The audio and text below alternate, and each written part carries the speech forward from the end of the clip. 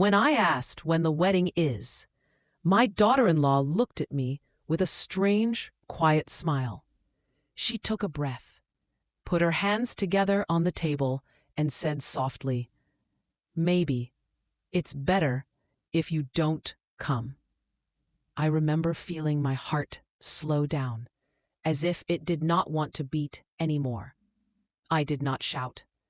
I did not defend myself.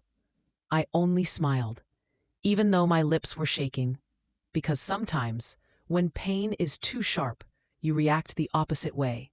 You smile so you do not break. I sat there in her kitchen, with the morning light on the floor and the kettle humming behind us. My son was at work. It was just the two of us. I had come only to ask a simple question. A mother asking about her son's wedding. A mother trying to understand her place in a new chapter of her family. Her words landed softly, but the softness made them even heavier.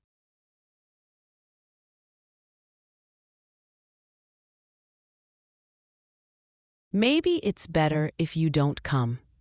I nodded like it was nothing. I even whispered, "I see," as if I understood something I did not understand at all.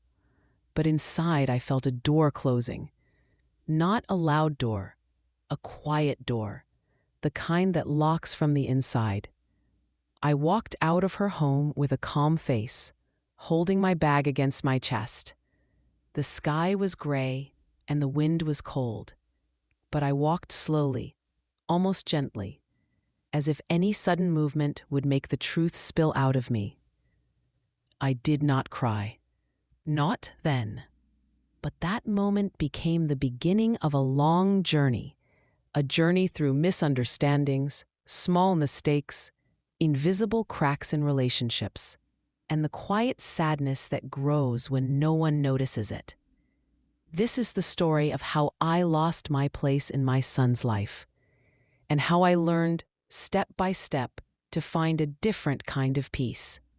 It still hurts to tell it, but stories are, and maybe, somewhere in this long path of memories, someone listening will find a little comfort of their own.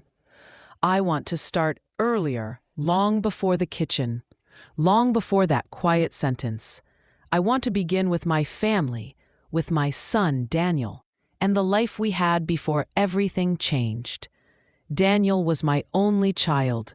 His father passed away when Daniel was 8, a gentle man with kind eyes, taken too early by an illness that crept faster than we expected. After that, it was just me and Daniel against the world. We lived in a small house with yellow walls and a garden he used to water every afternoon. I worked at a sewing shop, stitching hens and fixing buttons, while Daniel grew up, playing with old toys and asking me questions about everything. Why the sky changed color, why people had to leave, why some music made him cry. He was always a soft child. Every night after dinner, I would sit on the edge of his bed and tell him simple stories about courage and kindness. And he would listen with big eyes, holding my fingers, like he feared the story might disappear if he let go. When he grew older, he became one of those quiet young men who carry their emotions inside, but show their love through small actions, helping with groceries, fixing things around the house, coming home with fresh bread because it smelled nice. He was sensitive in a world that wasn't always gentle. When he finished school, he found a job in a company 2 towns away. It wasn't far, but it was far enough for me to feel the evening silence heavier than before. He visited often, always bringing something: fruit, flowers, sometimes nothing but a long hug. And each time he left, I stood at the door, watching him walk away, proud and lonely at the same time. When he met her, I saw a different light in him. Her name was Lily. She was beautiful in a quiet way, with straight hair that fell on her shoulders and a habit of tucking it behind her ear when she was thinking. She came from a careful family. Everything planned, everything proper, everything spoken in gentle, correct tones. The first time Daniel brought her for dinner, she brought a cake. She smiled politely, complimented my cooking, and asked about my sewing shop. I liked her. She seemed thoughtful, reserved, yes, but kind. I did not expect warmth right away. Hearts opened slowly, like flowers waiting for the right season. For a while, things were simple. They visited on weekends, had coffee in the living room, helped me trim the garden. We shared stories, small jokes, and gentle conversations. But somewhere in that smooth surface, tiny cracks began forming, too small to notice then, but sharp enough to hurt later. I remember one afternoon when we were planning dinner. I asked, "Lily, what do you like to eat? I can make anything." She smiled softly and said, "Anything is fine." So I made one of Daniel's favorites, a stew I used to make when he was little. When we sat at the table, she took 2 bites, smiled politely, and didn't touch it again. Later, when they left, Daniel hugged me and whispered, "Mom, try to ask her before cooking. She's a bit sensitive to heavy meals." I felt embarrassed. I had tried to be thoughtful, but my thoughtfulness had missed the mark. A small thing, a tiny thread pulling loose. But cracks do not appear suddenly. They grow over time, through moments like these. There were other days, little misunderstandings, moments when I spoke and she looked away, moments when she asked something and I answered too quickly, and she seemed startled, as if my tone had been wrong. I didn't know how to be perfect. I only knew how to be sincere. And sincerity is not always easy to read. Still, I believed we were building something, a family, a future, until the day the calm surface finally broke. The first real tension appeared the day Daniel and Lily announced their engagement. It was a Sunday morning. We were sitting in the living room, with warm sunlight pouring in through the thin curtains. I had made tea, chamomile, the one Daniel always liked, and we were talking about small things. Then Daniel took Lily's hand, looked at me with bright eyes, and said, "Mom, we're getting married." My heart bloomed. I stood up, hugged both of them, and felt happy in the simple, pure way only a mother can feel when her child steps into a new chapter of life. But when the excitement settled, I noticed something. Lily's smile was polite, but not warm. She looked at me the same way someone looks at a stranger who's being too emotional. Later, while Daniel was helping me wash the dishes, she sat in the living room alone, typing on her phone. I walked in with a plate of snacks and tried to talk. "How did Daniel propose?" I asked gently. She paused, looked up, and said, "It was private." I nodded, even though the answer stung a little. There was a quiet distance between us that I did not know how to cross. A few days later, they invited me to lunch to discuss wedding plans. I arrived early, carrying a small gift, a hand-sewn tablecloth with their initials embroidered in gold thread. It had taken me 2 nights to finish, but I enjoyed every stitch. When I presented it, Daniel smiled. Lily smiled too, but her smile was thin. "It's traditional," she said softly. I wasn't sure if it was a compliment. The conversation moved to wedding details: venue, food, flowers. I listened, offering small suggestions only when asked. At some point, I said gently, "Let me know how I can help. I want to support however I can." That was when Lily said, "It's okay. My family is handling most things." Again, a polite smile. Again, a door closing quietly. I tried not to take it personally. She was preparing for her wedding. Maybe she was stressed. Maybe she wanted things her way. But the more we met, the more I felt myself shrinking in their lives. There were dinners where Daniel spoke. There were moments when Lily corrected me softly, as if choosing her words carefully to avoid sounding rude. One evening, I called Daniel, wanting to ask if he liked the suit color I saw at a shop. His voice was gentle, but distant. "Mom, Lily prefers that we keep all decisions between us. We want to avoid confusion." Confusion? I had never tried to take anything over. I only asked questions because I cared. But caring began to look like interfering, at least to them. The next morning, I woke up with a heavy chest. I sat on my bed for a long time, wondering how love becomes a burden when misunderstood. Still, I wanted to keep peace. I wanted to be a good mother-in-law. I wanted to belong in their story, even quietly. So I stepped back. I visited less. I called less. I offered less. And the distance grew. But the moment everything truly shifted came much later, silently, like a shadow slipping through a doorway. It happened on a rainy afternoon. I had gone to their home to drop off a small container of soup because Daniel had mentioned he caught a cold. Nothing dramatic, just a mother's instinct. When I arrived, the rain was falling in thin, cold sheets. I rang the bell, expecting Daniel to open the door. Instead, Lily opened it. She looked surprised. Not pleasantly surprised. More like someone caught off guard.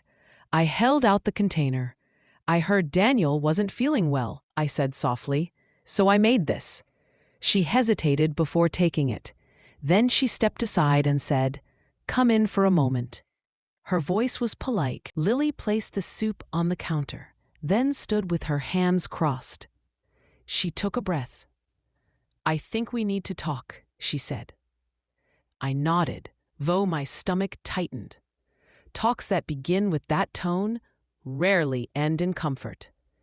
She continued gently, "I know you care about Daniel. I know he's very attached to you."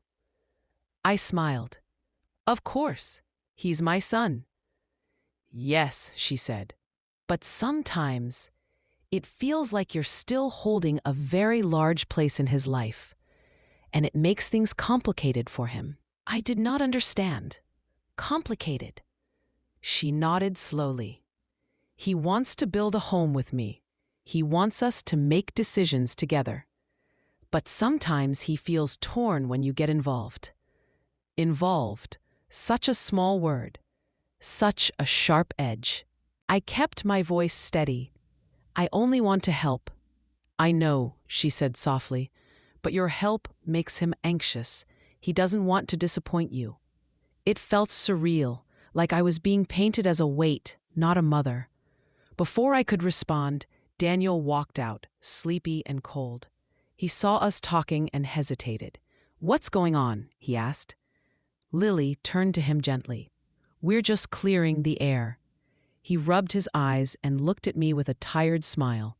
"Mom, I appreciate the soup." Really. But his voice held something else. A quiet plea for me not to make things harder. I stood there, feeling like a guest in my own child's life. We talked a little more, softly, carefully, but something broke during that conversation. Something invisible, something fragile. I left soon after. The rain had stopped, but the air was cold. That night, I lay awake for hours, staring at the ceiling, replaying every moment, every word, every silence. I realized then, Lily did not dislike me. She simply did not know how to share Daniel. And Daniel did not know how to balance love between two homes, his old one and his new one. I thought that was the worst of it. But the real turning point came weeks later In that kitchen, when I asked the simplest, most innocent question, "When is the wedding?" And she answered, "Maybe it's better if you don't come." I walked out of her home with quiet steps, telling myself not to cry. The world outside looked different, sharper, colder, emptier. I did not tell Daniel what she said. I did not want to place him in the middle of anything.